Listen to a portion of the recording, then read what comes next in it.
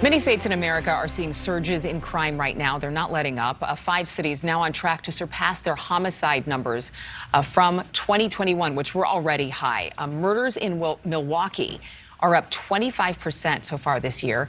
In Washington, D.C. and Atlanta, they are up 13%. Baltimore up nearly 8%.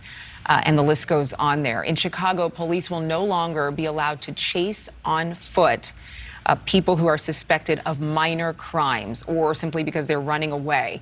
Under the new policy, officers can only chase a suspect committing or about to commit a felony, domestic battery, or a serious traffic offense. Niall Stange, White House columnist for The Hill, joining me now. Good morning to you, Niall. Let's give a little context. About a year ago, Chicago police had 2 foot pursuits that ended in deaths, one of them a 13-year-old. There are a lot of critics who say that the new foot chase policy is another case of officers having their hands tied. But when it comes to police departments nationwide, more crime is happening with fewer officers. So how much does low retention and low recruitment play into crime fighting? Those things clearly play into it to a considerable extent, Adrienne.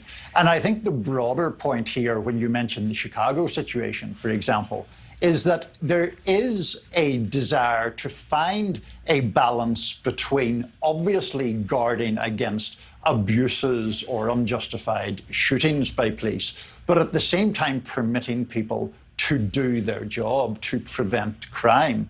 So a scenario like Chicago, where people aren't going to be allowed to chase people on foot if they simply flee, where does that fall on the balance? Is that helpful because it prevents these tragedies, or does it actually demoralize police and give too much leeway to people who might have malevolent intentions?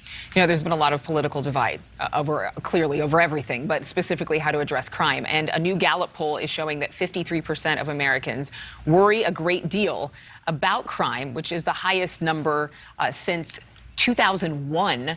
We know the city of San Francisco just recalled their district attorney over his lenient policies regarding criminals. So is this finally an issue that both parties can somehow come together on?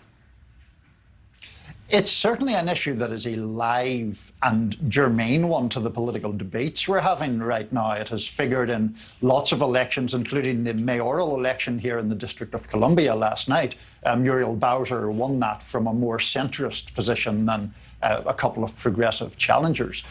Whether the parties can come together on it, well, if you look at the polling, sadly, perhaps there is a bit of a partisan divide in terms of the best solutions. Republican voters tending to favour increased funding for police, Democratic voters tending to put more of an emphasis on gun laws and the availability of firearms in this country. There are a lot of people, though, that have brought up that there are harsher penalties needed, including business owners. When we speak to those who've been victims of those smash and grab crimes that just seem to happen all over the country all at once over the past year or so, I was just thinking, could this elimination of the foot chase be kind of a tactic by police to put pressure on city mayors and judges to actually increase sentencing, which a lot of people believe is the root cause of some of this?